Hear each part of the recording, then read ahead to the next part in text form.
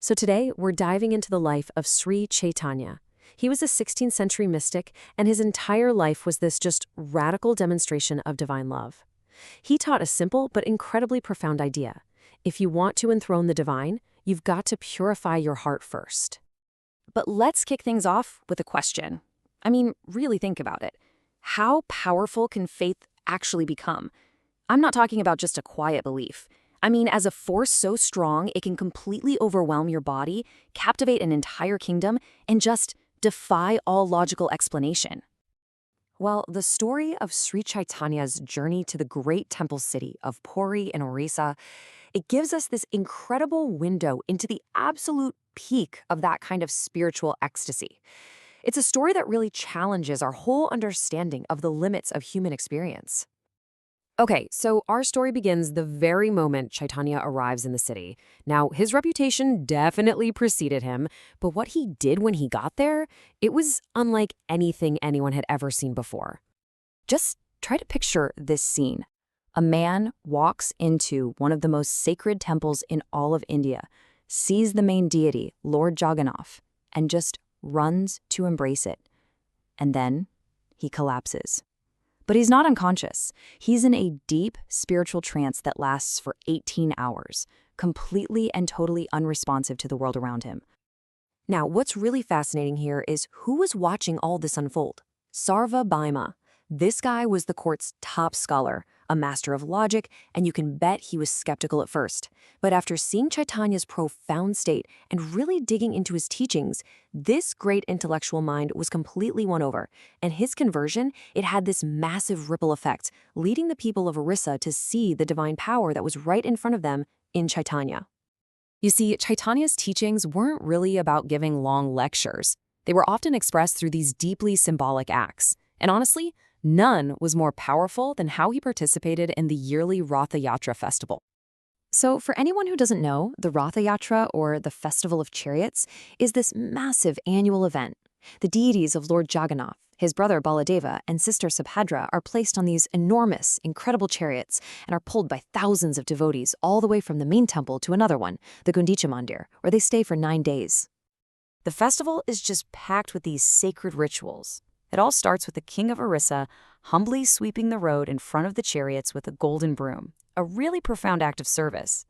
Then the deities are moved onto the chariots, and the procession begins, powered by the sheer force of thousands of people pulling the ropes, all while chanting sacred mantras.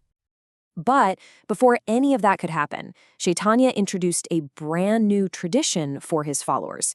He would lead them in personally, meticulously cleaning the entire Gundicha temple, top to bottom.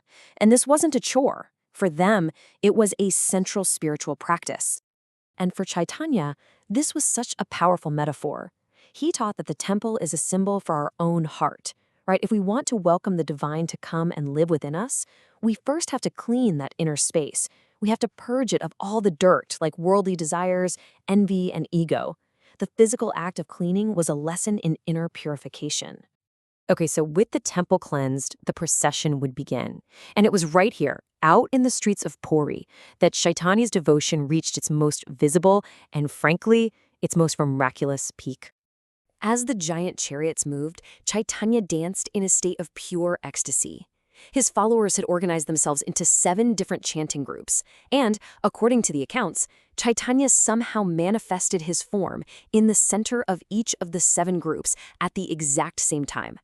Every devotee in every single group felt like Chaitanya was dancing exclusively with them.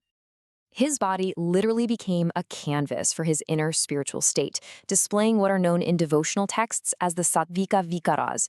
These are 8 physical transformations caused by overwhelming spiritual emotion. So this devotion was manifesting physically on his body. His body would tremble, his hair would stand on end, and tears of pure love would just stream from his eyes. His voice would choke with emotion, and sometimes he would just fall into a trance, a complete and total physical surrender to a spiritual reality.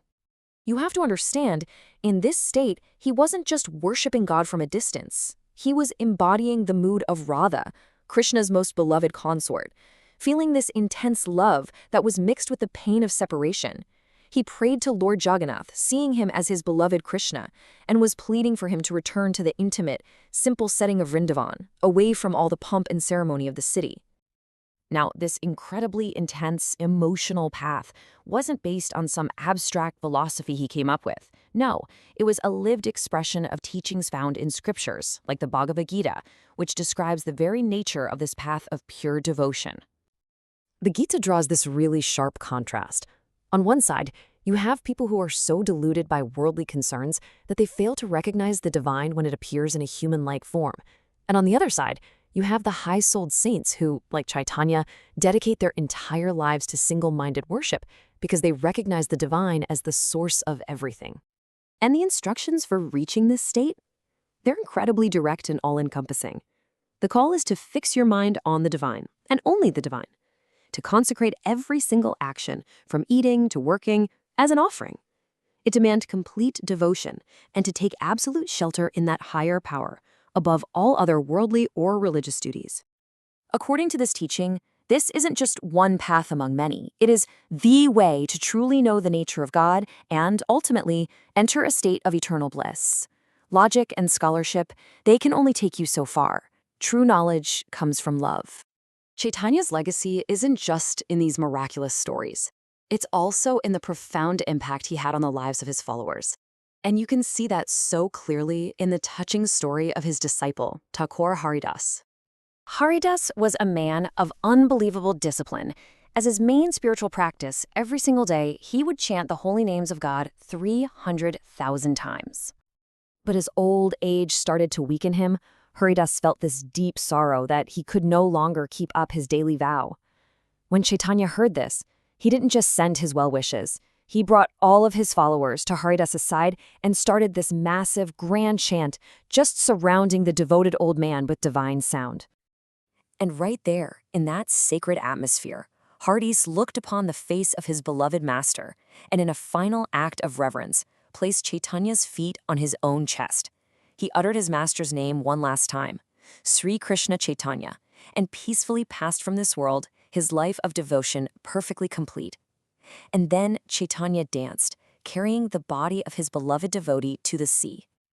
And that really brings us full circle, back to the central metaphor of this entire story. Chaitanya's life asks us to really consider our own inner worlds. If the heart truly is a temple that's meant for something sacred, what does it really mean for us in our own lives to keep it clean?